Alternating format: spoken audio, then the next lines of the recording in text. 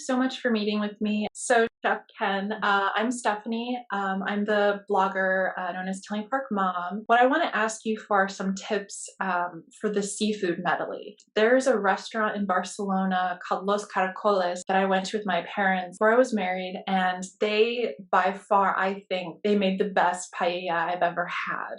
So I know I can't, I don't think it's possible to reach, what they did. I mean, it's them. I'm not a professional, but I wanted to try to see if I can use the medley of the seafood and try to do like add them to a paella sort of rice. But I'm not sure if that's the right move to go with. You're down the right path. This particular product is an ideal ingredient to reach for when you're making paella because you don't have to source 4 individual ingredients when you're going to make paella. When you're going to the market, you could just reach for the medley and be like, hey, it's got everything I need in there. So yeah, that definitely helps. So depending on what kind of paella recipe, I say you're exactly right because part of eating and experiences, part of it's the good of the food and the other part is the environment and the people you're with. And even when we try to duplicate experiences from like family gatherings, like grandmas, grandpas and stuff like that, if something's that little element's missing, it's like it's not the same. So, but I think you could get pretty close. Do you have a paella recipe that you're planning to use? Or are you going to kind of like experiment a little bit or? No, I don't have a specific one chosen yet. Okay. But yes, I also want to experiment too. Okay. So what I will tell you is whatever recipe you use, play around with a little bit. That's going to be like the flavor profiles that you want. But when you go to use the seafood medley, it'll probably be the last thing you put in the paella because seafood cooks really fast. And in this particular ingredient, that's why, it says it cooks in 5 minutes because it really does. The mussels in the seafood medley, they're fully cooked in the shell. It's one of the coolest processes I've ever seen. They actually harvest those mussels out of the ocean. They clean them, they pack them into a vacuum bag and seal them under pressure, and then they're cooked in there like that. And what it does is you'll notice in the mussels there's this ice, and that ice is the broth from the mussels that got trapped in there when they were cooked, and it is so delicious. That's gonna like transform your paella from like good to amazing because that broth is salty, it's briny, and it's very like umami like, and that's what they get a lot when they make fresh paella from fresh mussels is that brine that really adds a lot of depth of flavor. So you've got that, and so those are already cooked. The shrimp, the calamari, and the scallops, those also cook in like 3 to 4 minutes. It's very fast. And so when you're done, when you've got your paella all done, like whether you're using chicken or sausage or whatever it is, and you've got your rice pretty much done, and your rice is like right at that 90% where it's like finishing being al dente and it's good, just spread that seafood medley out over the top. Give it a little cover and let it just finish for like another 5 or 10 minutes. And those mussels will they'll leach that little bit of moisture and that'll put just a little finish right into the rice and it'll be perfect. So what about pouring some wine in? I've seen sometimes chefs do something like that. Would that be like a bad, kind of a buzz kill for the flavors? No. So in paella, what's interesting is rice dishes. They're awesome because it's a global thing. Like every cuisine uses rice in some shape or form. And the process of making paella is pretty similar to making risotto, but you use a different kind of rice. Have you ever made risotto before? Yes, but probably not as good as a restaurant. You know what? Risotto and rices are meant to be like everyday, not necessarily like common folk food, but it's meant to be produced in the home to feed big groups of people and it'd be extremely satisfying. So when you start making your paella, you'll saute like your aromatics, like your onions and your peppers and all that stuff. And normally your recipe will tell you like add the rice and then you add some wine and you reduce that down. And then you continue to add, and then you'll add your stock to actually cook your rice. That's where you would put your wine. If you always want to do your wine at the beginning of every cooking process, unless you're finishing something like, for example, a French onion soup, you may finish that with a little sherry, but it's just like a little drizzle. So you get that real nice intense pop. But yeah, do your wine up in the front. When you do your rice, you kind of cook it down, then you put your stock and all your other stuff into it. It'll be just fine. What are some other recipes besides, my little idea? What is a few other suggestions that you might have for recipes? So I always tell people that the seafood medley is pretty versatile. It's just like, for example, like ground beef, ground chicken, ground turkey, a chicken breast, pork chop. If you can sub that protein in for a lot of different things, maybe a little bit tricky with the shell from the mussel. So if you want, you can always separate the mussels out and kind of cook them separately and take them out of the shell if you want. Um, but I mean, I tell people like quick dinners, like pastas, it's perfect for that. There's a couple, I think, Allie, you might have some of the videos that have not been released yet, but you're welcome to release them to her if you want.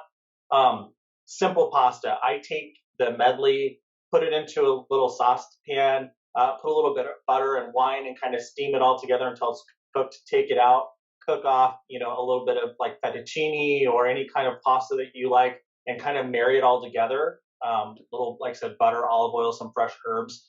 And it's fantastic for that because it cooks faster than a chicken breast. Mm-hmm. It's not as hard to manage as making meatballs. And you can still have a really good, delectable pasta that way. So good for stuff like that. Also, again, good for risottos. I believe there's a couple recipes up on our website for risotto. Again, it kind of comes together real quick. So that's my recommendation for using that. I just had a crazy idea. If I was to try to make a bruschetta and use the seafood medley as a topping, do you think that would be kind of not a good idea, like too top heavy kind of a recipe? Probably not. The only trouble is you would have the big pieces of the mussel. So you would want to, again, pull the muscle meat out. For the most part, because they're already cooked in the shell, it will pretty much fall out when you get to that point. And you could probably do something creative like serve it hot, but you could also cook the medley and chill it and marinate it and use it cold. So even if you wanted to like chop up the shrimp a little bit more, like cut it in half, and then maybe cut the calamari in half or in quarters, you could totally assemble this really cool looking. I think that's a fantastic idea, by the way. I've never heard of anybody coming to me and saying, hey, I want to make like a seafood bruschetta with it. So I think maybe we're going to have to test.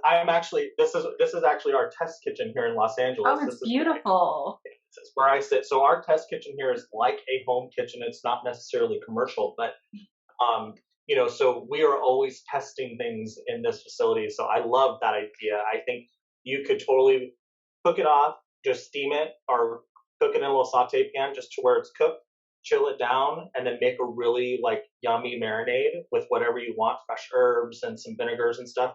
And then, put it right onto a crostini. And I think you're going to have a really good bite. I can't think of it right now, but isn't there, it's not ceviche, is it? There is like a very cool temperature kind of like appetizer that I'm thinking about, and it's like a bunch of little bits of seafood, and it's cold. Is it ceviche? It is ceviche, which is interesting. A lot of people, it's kind of a technical thing, but I'll share the technical news with you.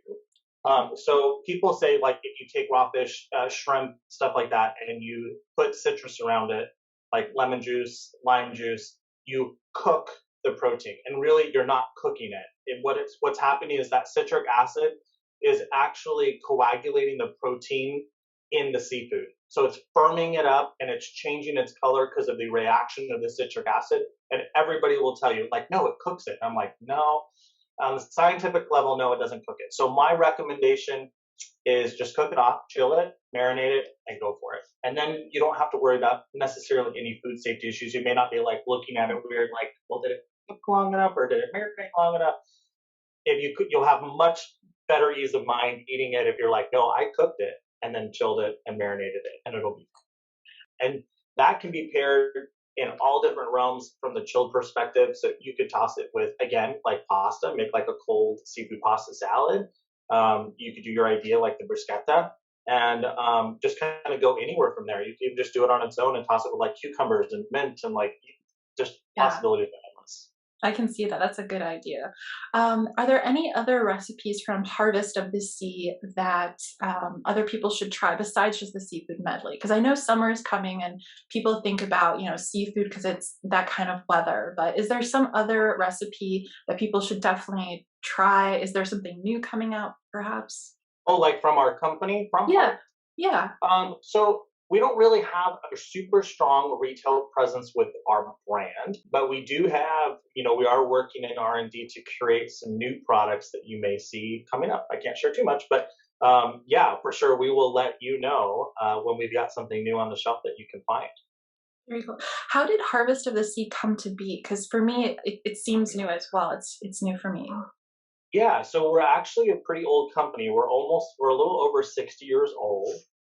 We started as a small walk-up to fish market located here in downtown LA. It's still operating today. It's called Fisherman's Outlet.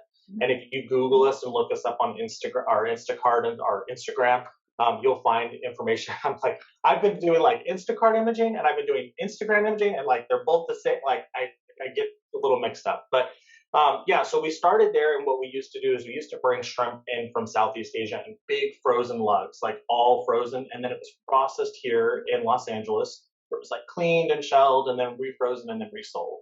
And over time, what we did is we took our QC footprint here in LA and actually took it back overseas, and basically developed the entire platform for farm raised sustainable shrimp in Southeast Asia.